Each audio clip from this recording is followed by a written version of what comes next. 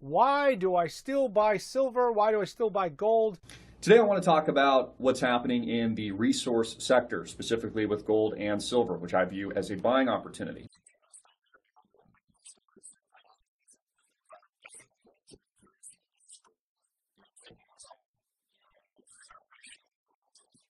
Let us remember, though, one saying here, or prophesied, made in the Bible, under the little book called James.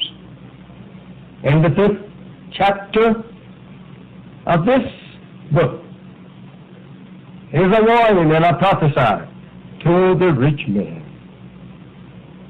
The rich man, he says, "Go to now, ye rich men, weep and howl for your miseries that shall come upon you." This is going on today. They foresee the day coming when that their wealth will not avail them at the least. Your riches are corrupt. Your garments are low-feet. Your gold and your silver is cankered, and the rust of them shall be a witness against you, and shall eat your flesh as it were fire. Ye have heaped treasures together for the last days. Let us take a look at again at this second verse. Your riches are corrupt. Your garments are moth-eaten. There is a prophecy of the actual wealth that the rich men have stored up has become corrupt. The garments that they have stored away, that they may enjoy wearing in the day of trouble, battle, and war. Many storehouses now full of just what James prophesied here, that will come. Americans have filthy garments stored up, as God told me years ago. They have enough to last them for many years if they weave not another garment. They have plenty of everything stored up to last them for many years to come. But the prophets, I said, it is corrupt and moth-eaten. His gold, the rich man gold, and silver is canker. The rest of them is a witness against the rich men, and shall eat their flesh as it were fire. Why is it a witness against them? Because of what the 4th verse said here in this chapter. Behold, the hire of the laborers who have reaped down your fields, which is of you kept back by fraud.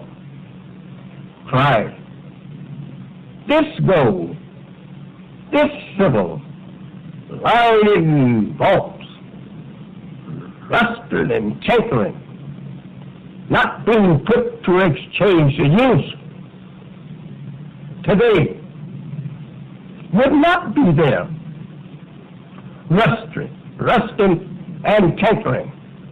It wouldn't be there. Justice had been done to the poor man who had reaped down the fields of the white man. That poor man is the Negro. The poor old so-called Negroes for 300 years plowed the earth and sown and reaped the fields, the product of their farm, of their slave masters in the South from many centuries, at least 4. Today, Americans, according to our own saints, have gold and silver stored away that is not being used. Great vaults of gold, waiting for what? While 20 million so-called Negroes are laborers who plowed her fields and worked her crops, and now walking the streets and the highway hungry and in great long lines for bread and for soup, because they have no justice coming to them from their masters, whom they have worked with songs in their mouth.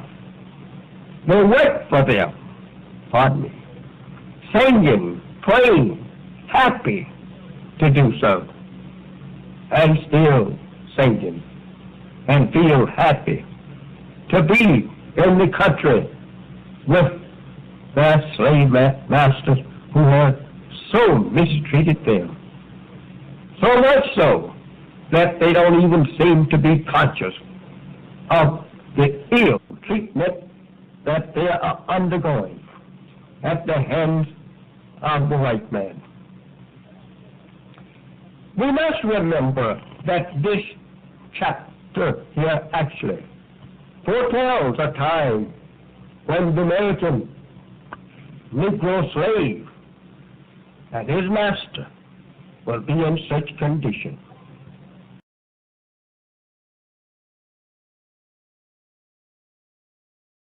You know, it's the low interest rates that caused the stock market bubble. It's the low interest rates that caused the housing bubble. And now we've had even longer and lower interest rates for any amount of time. And, you know, it's going to be the bond bubble. It's going to be the currency bubble. It's going to be the dollar bubble. It's going to be the American empire bubble that's going to pop.